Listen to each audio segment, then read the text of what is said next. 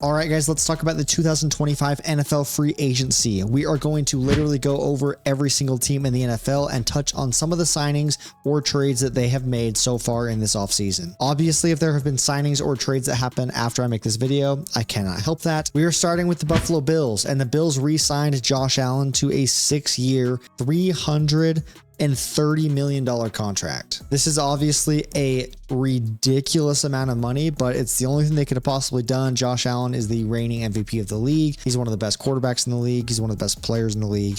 And this was a no-brainer. And frankly, he could have got more. Also, if you are curious, this contract, this equals $150,000 per day over the next 6 years for Josh Allen, which is honestly hilarious to think about. Then we have the Miami Dolphins, and they signed Zach Wilson to a 1-year deal. And this is clearly just Tua insurance because Tua has missed multiple games every year of his career except for one. And clearly they are thinking that is still a possibility. So they are just trying to get Zach in there to help them out in case that does happen. The New England Patriots are signing Matt Collins to a 2-year, $8.4 million deal, which is fine. They also signed tackle Morgan Moses to a 3-year, $24 million deal to try and protect Drake May, which they did not do a lot of last year. They also signed cornerback Carlton Davis to a 3-year, $60 million year, and pairing him with Christian Gonzalez is going to give them a really, really solid secondary. Then we have the New York Jets. The Jets signed quarterback Justin Fields to a 2-year, $40 million contract. I honestly think this is a pretty good move by them because they obviously cut Aaron Rodgers, and there isn't really anybody out there right now that they are willing to commit to long term. I don't think they're really that crazy about anybody in this draft either, at least enough to trade up for. So the fact that they can get Justin Fields for 2 years while he's still young and they're only paying him $20 million a year while they figure out what they're going to do, I think it's a pretty good move for them. Then we have the Arizona Cardinals, who re-signed wide receiver Zay Jones to a 1-year deal. They signed edge rusher Josh Sweat to a 4-year, $76 million deal, and Dalvin Tomlinson, the defensive lineman, to a 2-year, $29 million deal. Then we have the LA Rams, who recently cut Cooper Kupp, but they are bringing in Davante Adams in free agency. I was shocked initially when the Rams said that they were going to cut Cooper Kupp, but I guess it makes sense if they're just going to try to replace him with Davante Adams. They signed him to a 2-year deal worth up to $46 million. I think this is going to be pretty solid, having Davante Adams and Puka Nacua in there. They also restructured Stafford's contract, so he's coming back, and I think this team might actually be solid again. The San Francisco 49ers, it honestly seems like they lost their entire team. It seems like every single team is just picking players off their roster. Right now, they, as I'm recording this, they just barely signed Mac Jones as their backup quarterback, which, probably isn't the most exciting news for fans. This team just looks drastically different than it did a year ago or 2 years ago when they were really competitive, and I don't really know where they stand right now because they also have Brock Purdy's contract coming up that they are going to have to take care of. And a big reason for why this roster has been able to be so good is that they just don't pay Brock Purdy very much money, and that historically has been a really nice window for NFL franchises. If you can get a young quarterback in there on a rookie contract, it frees up a lot of cap space to sign the rest of your team. And now they have Brock Purdy's contract coming up, where I think I heard it was either Schefter or Ian Rappaport talking about they're looking to pay him between $50 and $60 million a year, and I just don't know how I feel about that, especially when it means losing all of these other guys on your team. So I don't know exactly how I feel about the Niners right now. The Seattle Seahawks signed Sam Darnold for a 3-year, $100 million deal. Obviously, they lost Geno to the Raiders. They also signed Marcus Valdes-Scantling and DeMarcus Lawrence in this offseason, which are pretty good pickups for them. Seattle signing Darnold to me initially was a little bit confusing considering the fact that they were okay losing Geno. But I keep forgetting how young Sam Darnold is. I think he's only 27 or 28 years old, and Geno's almost like 35. And paying a starting quarterback $33 million really just isn't that much money in today's NFL, which is crazy to say. But I don't think this is that big of a risk. I think Darnold is a much younger player. He does have potential to still be their long-term quarterback with how young he is, and he had a solid year last year with Minnesota. It didn't really end the way that, I think he wanted it to, and he probably cost himself a lot of money. But I think Seattle is just taking that chance right now to see what can happen. Their biggest problem is their offensive line desperately needs help, and they do not have any receivers now. JSN is their #1 target, and after after that, it's pretty bleak, especially after losing DK Metcalf and Tyler Lockett. Then we have the Ravens, who are signing DeAndre Hopkins to a 1-year, $6 million deal, which to me seems like a pretty great deal for them. I think it's clear that Hopkins is past his prime and he has struggled with an injury. I think he was struggling with one last year, but for $6 million, I think it's a great pickup for their team. I think he's obviously a consistent target that Lamar can have, and I like that move for them. They also re-signed Ronnie Stanley for 3 years and $60 million, which I think is a fair price. The Cincinnati Bengals, they did franchise tag T. Higgins, as we all know. They also re-signed Mike Gesicki to a 3-year, $25.5 million deal. They haven't really made any huge defensive splashes yet, which they,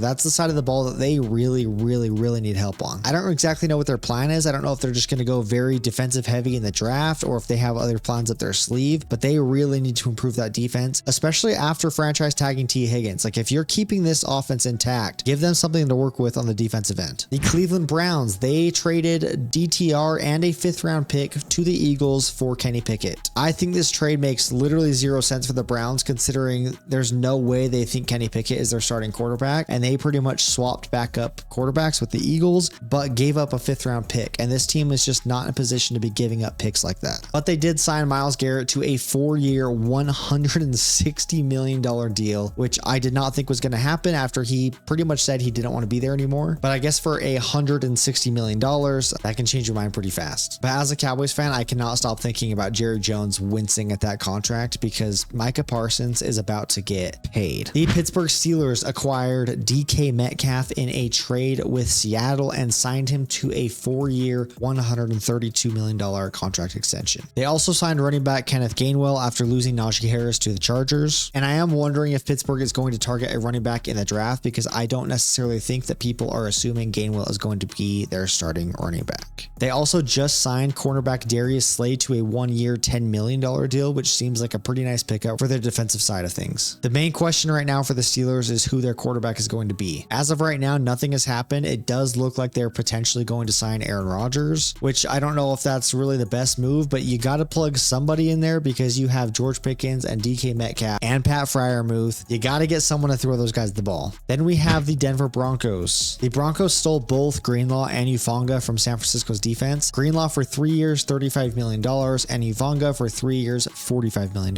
They also signed Evan Ingram to a 2-year, $23 million deal. Their defense was already good, and now it seems to be even better, and I think that they have a lot of confidence in Bo Nix moving forward, and they are building a really solid team around him. The Kansas City Chiefs are re-signing Hollywood Brown to a 1-year, $11 million contract, and they also signed Jalen Moore to a 2-year, $30 million contract to fill their desperate need for an offensive tackle. The Las Vegas Raiders, obviously their biggest move is signing Geno Smith. They sent Seattle a 3rd round pick for Geno, and they're clearly showing that they want to be competitive right now. They signed Max Crosby to a 3-year, $106 million extension. They brought in Geno Smith, like I just mentioned. They brought in safety Jeremy Chin for 2 years at $16 million, and they brought Pete Carroll over, who has made it clear he doesn't want to rebuild. I am surprised by the Geno thing, because I did think that the Raiders were going to pursue Shedeur Sanders in the draft, and maybe they still will. It just seems a little bit more unlikely now that they got Geno. The Los Angeles Chargers signed running back Najee Harris to a 1-year deal, and they're bringing back Mike Williams for a 1-year, $6 million deal. They're bringing in cornerback Dante Jackson on a 2-year, $13 million deal. I think all of this is fine, but I think their blaring weakness is lack of receivers, and I don't really think that Mike Williams is the solution to that. I think that they definitely need to pursue a receiver in the draft, although this is not a very strong draft for receivers this year. The Dallas Cowboys, my beloved Cowboys. Listen, we signed running back Javonte Williams to a 1-year, $3 million deal. We lost Rico Dowdle, obviously. We're re-signing Osa Odighizuwa to a 4-year, $80 million deal, which I do like. And we re-signed Kevontae Turpin to a 3-year, $18 million contract. And I really do think it's objectively hilarious that,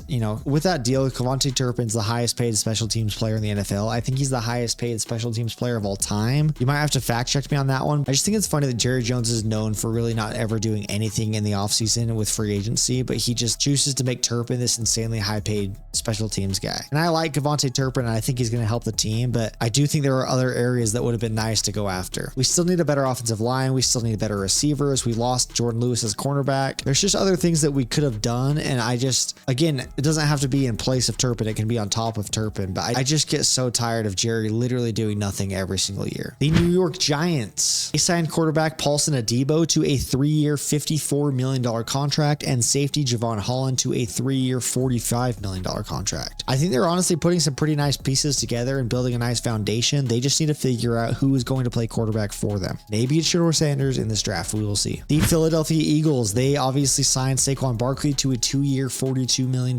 extension, and they signed AJ Dillon to a 1-year deal, who potentially might be the ultimate tush-push guy. They also acquired offensive guard Kenyon Green in a trade with the Texans, but unfortunately they had to give up CJ Gardner-Johnson, who I actually believe is a better asset in that trade. But they did re-sign Zach Bond to a 3-year, $51 million contract, which I think is a huge move for them. And the Washington Commanders, these guys are making big boy moves this offseason. They acquired Deebo Samuel in a trade with San Francisco. They acquired Laramie Tunsil in a trade with the Texans. They brought back McNichols, Ertz, and Bobby Wagner. I think the only blunder that they have made is signing Kinlaw, who I do think that they overpaid. The Chicago Bears. The Bears signed center Drew Dalman to a 3-year, $42 million deal, which I think is a huge piece for them in their endeavors to repair their offensive line. They also acquired offensive guard Joe Thuney from the Chiefs in exchange for a 2026 4th-round draft pick, and another guard, Jonah Jackson, in a trade with the Rams for a 6th-round pick this year. They also signed defensive tackle Grady Jarrett to a 3-year, $43 million deal. I think the Bears are doing their best to give Caleb Williams a real shot. They're obviously trying to fix that offensive line, which was a huge problem last year, and they are improving their already solid defense. The Detroit Lions. The Lions lost Carlton Davis, but were able to pick up DJ Reed for 3 years, $48 million,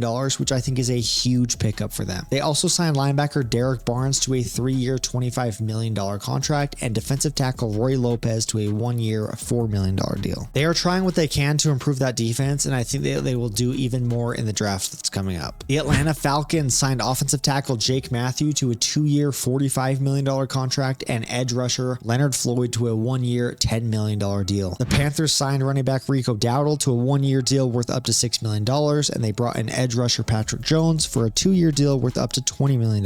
They also signed cornerback JC Horn to a 4-year extension worth $100 million. The New Orleans Saints are re-signing Chase Young to a 3-year, $51 million deal. They signed safety Justin Reed to a 3-year, $31 million deal, and they're doing what they can, but they're just in a very weird spot as a franchise right now, and I don't really know what their plans are in the future or how they're going to repair their entire roster, especially at quarterback. Tampa Bay Buccaneers. The big news is they are bringing back wide receiver Chris Godwin on a 3-year, $66 million deal. They're also bringing back Levante David, and they did sign edge rusher Hassan Reddick to a 1-year, $14 million deal. The Houston Texans acquired Christian Kirk in a trade with Jacksonville for a 7th-round draft pick, and they also acquired CJ Gardner-Johnson, like I did mention before, in a trade with the Eagles. I think that will definitely help them defensively. The problem is they have given away 2 offensive linemen in 2 different trades. The Indianapolis Colts are signing Danny Dimes to a 1-year, $14 million deal. He's clearly going to be competing for that job with Anthony Richardson, and I honestly think he will win that job, even if he doesn't win it before the season starts, but in the first few weeks, I think he'll have it. They're also signing cornerback Charvarius Ward to a 3-year, $60 million contract. He didn't have the best year last year with San Fran, but I think if he can bounce back, this is going to be well worth it. The Jacksonville Jaguars, they signed cornerback Jordan Lewis from the Dallas Cowboys, and he honestly had a really good year last year as their slot corner. I think it's a good pickup for them. And the Tennessee Titans, the biggest move that they made was signing Dan Moore, but the general consensus is that they overpaid for him. So I don't really know what their plan is other than drafting Cam Ward. Thank you guys so much for watching. If you want to see why I love and hate your team, you can click this video right here. I appreciate you very much. If you liked the video, please like the video, and I will catch you guys in the next one. Bye.